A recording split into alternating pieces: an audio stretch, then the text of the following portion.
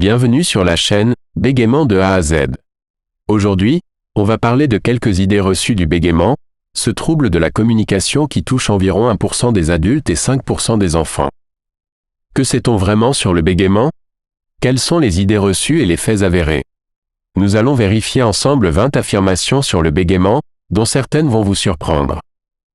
Restez bien jusqu'à la fin, car les 5 dernières sont étonnantes. 1. Le bégaiement est un trouble du langage. Faux. Le bégaiement n'affecte pas la compréhension ni l'apprentissage du langage. C'est un trouble de la fluence verbale, c'est-à-dire de la capacité à produire un discours fluide et régulier. 2. Le bégaiement est dû à un problème psychologique. Faux. Le bégaiement n'est pas causé par un traumatisme, une anxiété ou un manque de confiance en soi. Il s'agit d'un trouble multifactoriel, qui implique des facteurs génétiques, neurologiques, physiologiques et environnementaux. 3. Le bégaiement est héréditaire. Vrai. Il existe une prédisposition génétique au bégaiement, qui se transmet dans environ 60% des cas. Cependant, il n'existe pas un seul gène responsable du bégaiement, mais plusieurs variants qui interagissent entre eux et avec l'environnement. 4.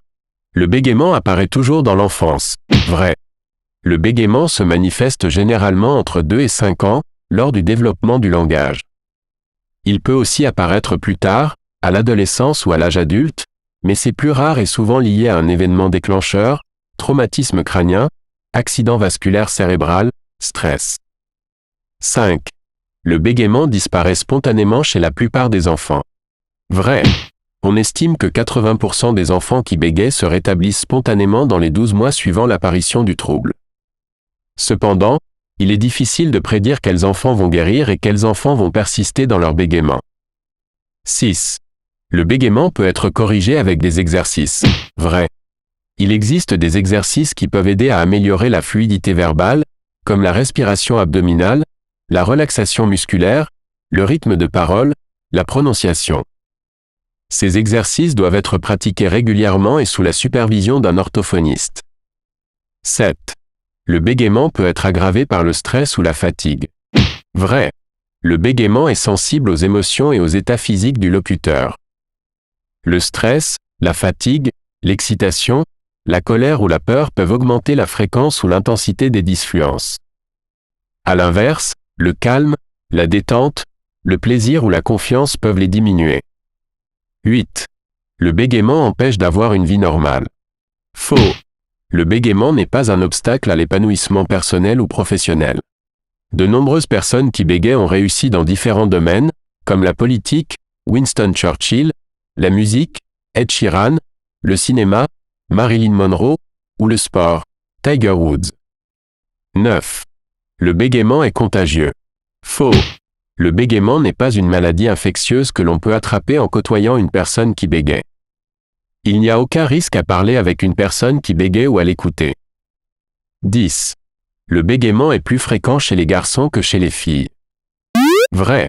Le ratio entre les garçons et les filles qui bégayent est d'environ 4:1. On ne sait pas exactement pourquoi, mais il pourrait y avoir des facteurs hormonaux, neurologiques ou sociaux qui expliquent cette différence. 11. Le bégaiement est lié à un manque d'intelligence. Faux. Le bégaiement n'a rien à voir avec le niveau intellectuel ou le quotient émotionnel. Les personnes qui bégayent ont les mêmes capacités cognitives et affectives que les autres.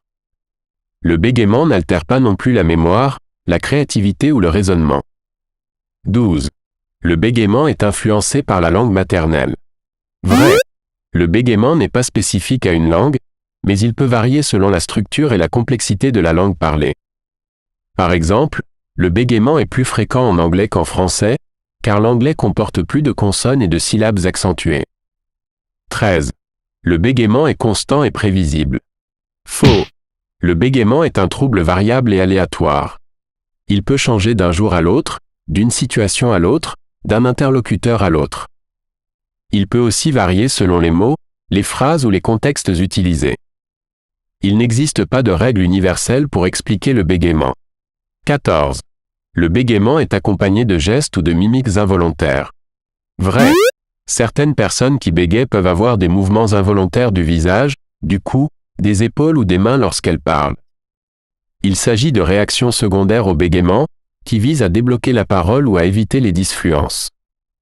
15. Le bégaiement peut être amélioré par le chant ou la lecture. Vrai. Certaines activités comme le chant, la lecture à voix haute, la récitation de poèmes ou la parole rythmée peuvent faciliter la fluidité verbale chez les personnes qui bégayent. Cela s'explique par le fait que ces activités sollicitent davantage l'hémisphère droit du cerveau, qui est moins impliqué dans le bégaiement que l'hémisphère gauche. Et maintenant, voici les 5 dernières affirmations sur le bégaiement, qui vont vous étonner. 16. Le bégaiement est reconnu comme un handicap. Vrai. Le bégaiement est considéré comme un handicap par la Maison départementale des personnes handicapées, MDPH, et peut donner droit à une reconnaissance de la qualité de travailleur handicapé, RQTH. Cette reconnaissance permet de bénéficier d'aides et d'aménagements dans le milieu professionnel. 17. Le bégaiement peut être traité avec des médicaments. Faux. Il n'existe pas de médicaments spécifiques pour soigner le bégaiement. Certains médicaments peuvent avoir un effet positif sur la fluidité verbale, mais ils présentent aussi des effets secondaires indésirables. Le traitement du bégaiement repose principalement sur une prise en charge orthophonique et psychologique. 18. Le bégaiement peut être provoqué par une imitation. Faux. Le bégaiement n'est pas le résultat d'une imitation volontaire ou involontaire d'une personne qui bégaie. Il s'agit d'un trouble complexe qui ne dépend pas du simple mimétisme. Il n'y a pas de preuve scientifique que l'imitation puisse causer ou renforcer le bégaiement. 19. Le bégaiement peut être corrigé avec des conseils simples. Faux. Il n'existe pas de solution miracle pour guérir du bégaiement. Les conseils comme « respire bien »,« parle lentement »,« ne sois pas stressé » ou « ne pense pas à ton bégaiement » sont souvent inefficaces, voire contre-productifs. Ils peuvent même augmenter la pression ou la culpabilité chez la personne qui bégaie. 20. Le bégaiement peut être évité avec une bonne éducation. Faux. Le bégaiement n'est pas le résultat d'une mauvaise éducation ou d'un manque d'attention des parents. Il ne faut pas culpabiliser les parents ni les rendre responsables du trouble de leur enfant. Voilà, c'était les 20 affirmations sur le bégaiement. J'espère que vous avez appris des choses intéressantes et que vous avez démêlé le vrai du faux. Si vous avez aimé cette émission, n'hésitez pas à laisser un commentaire, à mettre un pouce bleu et à vous abonner à la chaîne Bégaiement de A à Z. Merci de votre attention et à bientôt.